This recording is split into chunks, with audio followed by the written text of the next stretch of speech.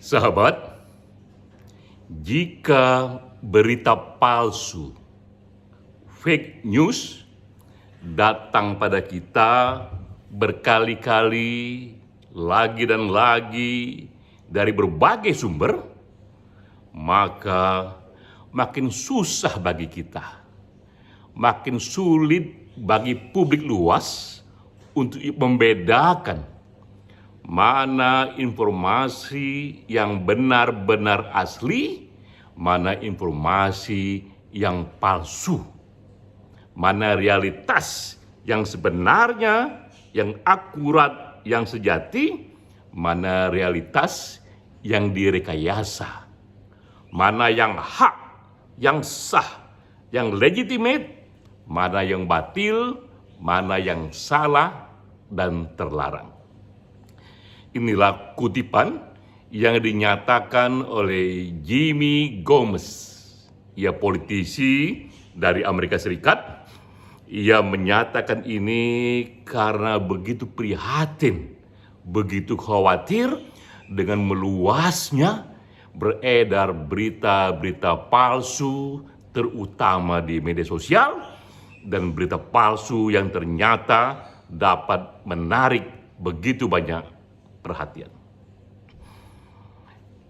Salah satunya adalah video Obama.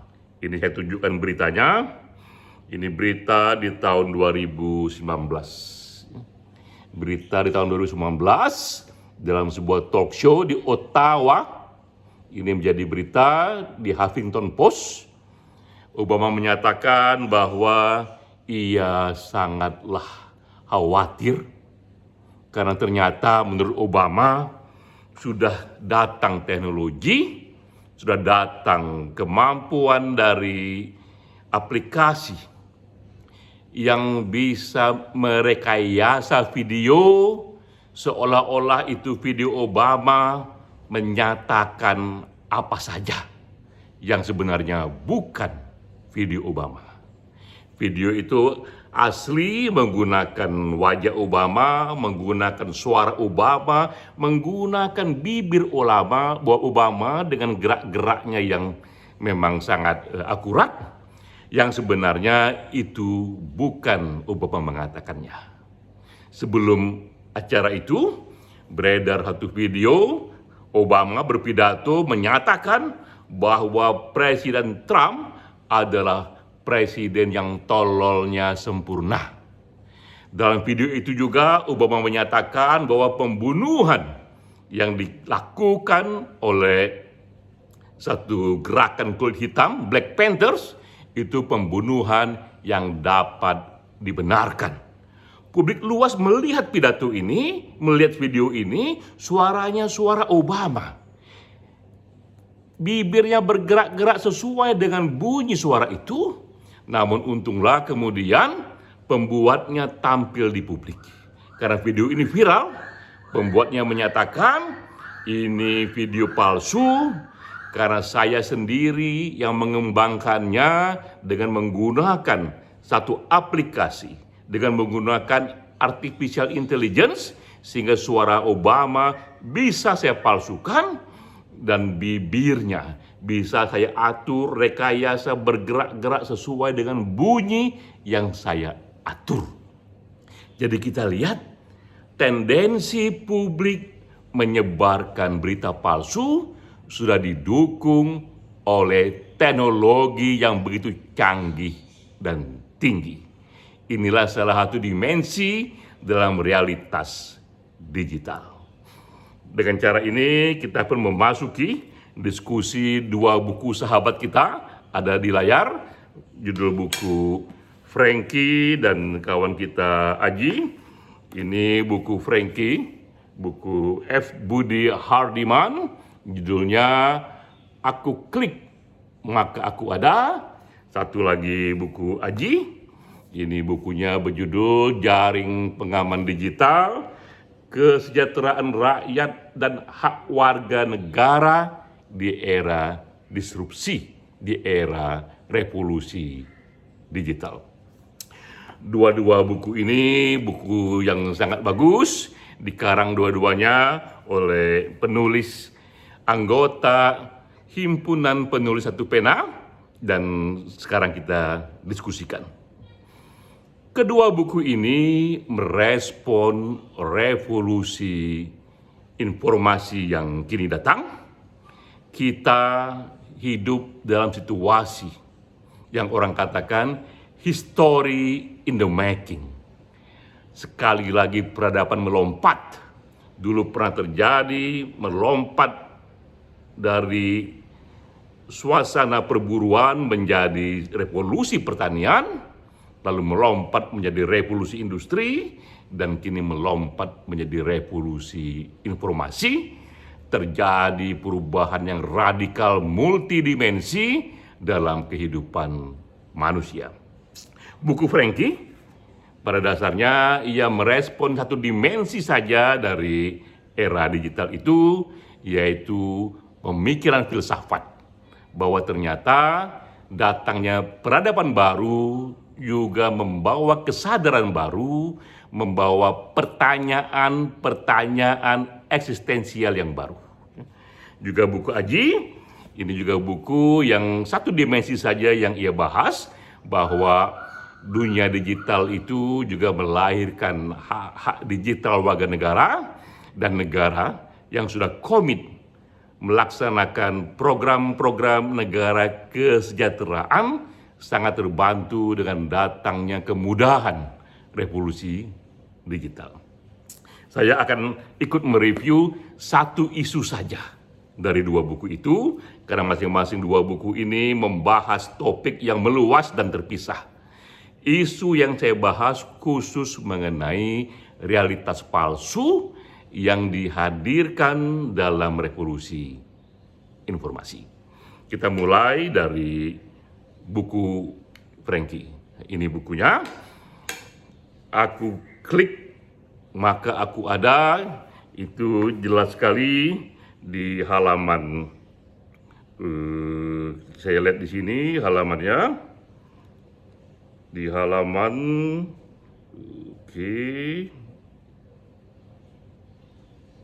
di halaman 249 itu Frankie menyatakan jejak pertama yang kita kenali di era digital ini adalah makin sulitnya membedakan realitas dan fiksi. Yang mana realitas, yang mana fiksi, makin sulit dibedakan sesuai dengan pengantar tadi, karena sentimen menyebarkan fake news begitu kuat di era digital dan teknologi tinggi mendukung itu. Dari judul buku ini, saya klik maka saya ada, sudah membawa kita pada satu kutipan yang sangat terkenal dari Rene Descartes yang mengatakan, saya berpikir, karena itu saya ada. Kita masih ingat ini sosoknya, Rene Descartes ya. Ia filsuf di abad 16 dan 17. Ia mengatakan, saya berpikir, karena itu saya ada. Karena pada dasarnya kita bisa menyaksikan segala hal di luar kita. Apakah kita sekarang ini misalnya melihat realitas yang semu ataukah realitas yang sebenarnya? Karena jika kita memakai kacamata merah, maka dunia luar nampak lebih merah. Kita pakai kacamata hitam, dunia luar nampak lebih hitam. Kita pakai kacamata hijau, ungu, putih, semua itu mempengaruhi apa yang nampak pada dunia luar. Lalu manakah dunia luar yang sebenarnya? Kita bisa menyaksikan itu, tapi pastilah, kata Rene Descartes, satu hal yang tak bisa kita saksikan, ia adalah ego kita sendiri yang bertanya soal itu. Ego kita sendiri yang menyaksikan itu, yang berpikir soal itu, yang merenung soal itu. Karena itulah, merenung, berpikir, itu satu-satunya yang bisa kita pegang. Karena itu, Saya berpikir, maka saya ada. Manusia yang berpikir itulah satu-satunya realitas tertinggi yang tak bisa lagi kita sanksikan. Namun sekarang kita sudah tiba pada era klik. Apapun kita klik, dan suasana berita, informasi yang kita klik itulah yang mempengaruhi kesadaran kita.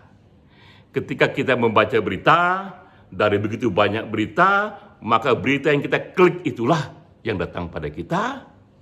Ketika kita ingin hiburan, hiburan yang kita klik itulah yang datang pada kita. Bahkan ketika kita ingin merenung, mencari informasi, mencari bahan-bahan yang menambah kedalaman kita, pun data yang masuk kepada kita tergantung apa yang kita klik. Karena itulah apa yang kita klik sangat mempengaruhi kesadaran kita. Sesuai judul buku ini, maka aku klik, aku pun ada. Masalahnya, apa yang kita klik tadi seperti di pengantar yang kita lihat sangat tergantung dari situasi makronya, dan ini era di mana semakin banyaknya berita-berita palsu, semakin banyaknya realitas palsu. Saya ingin menunjukkan data berikutnya, ini yang juga penting. Ini data yang memberikan kita informasi sebenarnya seberapa luas berita-berita palsu itu datang kepada kita, seberapa banyak ya. Nah, ini mengatakan bahwa sekarang ini berita palsu itu sudah menjadi mayoritas. Ini risetnya di Amerika yang mungkin juga terjadi di Indonesia. 67% dari populasi Amerika menyatakan ia pernah melihat berita palsu. Jadi berita palsu sudah meluas, menggapai lebih dari separuh penduduk populasi. 67% menghadapi berita palsu. Berikutnya juga terlihat di layar. Ini angkanya bahwa 83% dari populasi meyakini aneka berita-berita palsu ini mempengaruhi kesadarannya, bahkan juga mempengaruhi pilihan politik negaranya. Begitu hebat berita palsu ini karena pilihan politik pun dipengaruhi. Di sampingnya lagi berita, ini apa yang terjadi di Facebook. Karena Facebook sekarang menjadi salah satu bacaan banyak kaum milenial.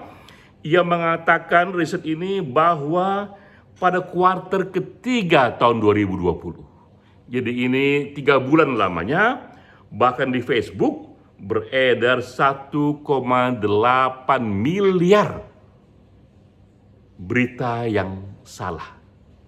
Jadi di Facebook beredar postingan berita sebanyak 1,8 miliar berita dalam waktu 3 bulan. Begitu banyaknya ya. Ini juga data berikutnya, bisa kita lihat di layar. Berita berikutnya menyatakan bahwa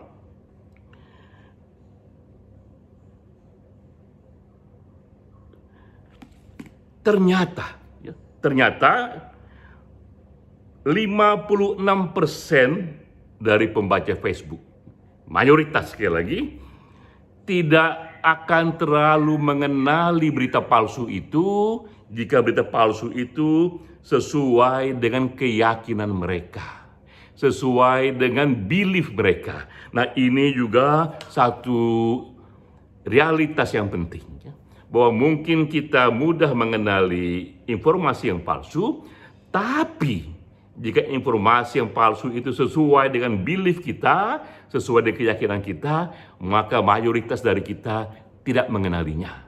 Ini yang disebut datangnya kultur fake news ini serempak dengan datangnya post-truth politics.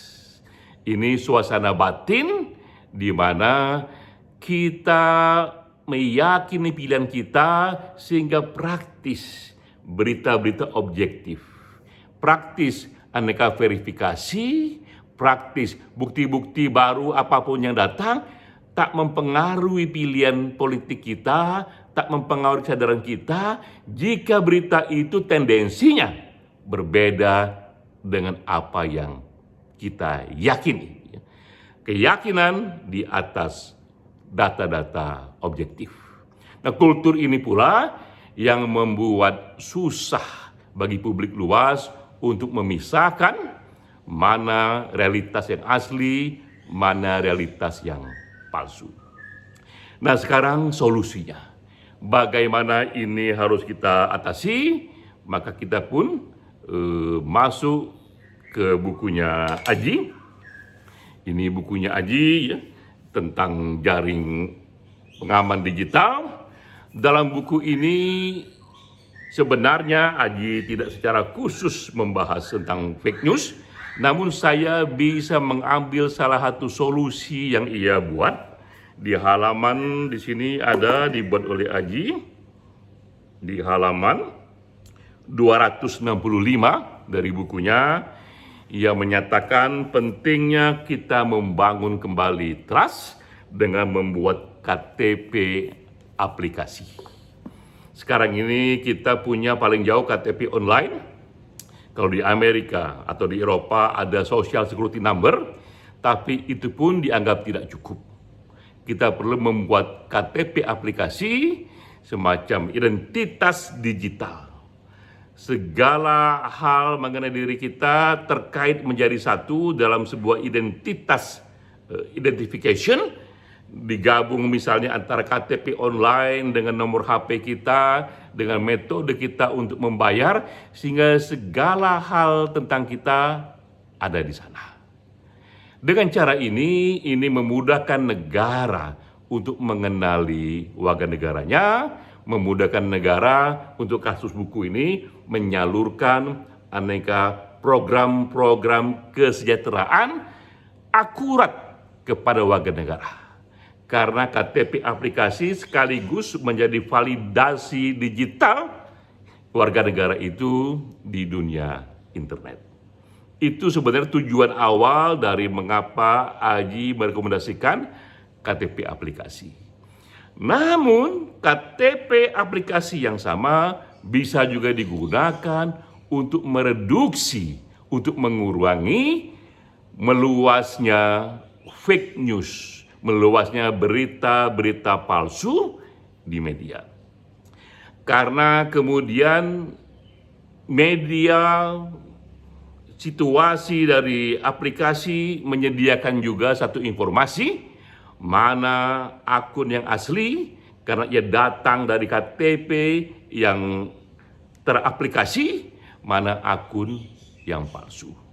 Dengan demikian publik terbantu ketika ia mendapatkan berita, ia tahu apakah berita ini datang dari pribadi yang benar-benar ada karena ia terkait langsung dengan KTP aplikasinya, apakah ini datang dari akun-akun yang tak bisa dipertanggungjawabkan.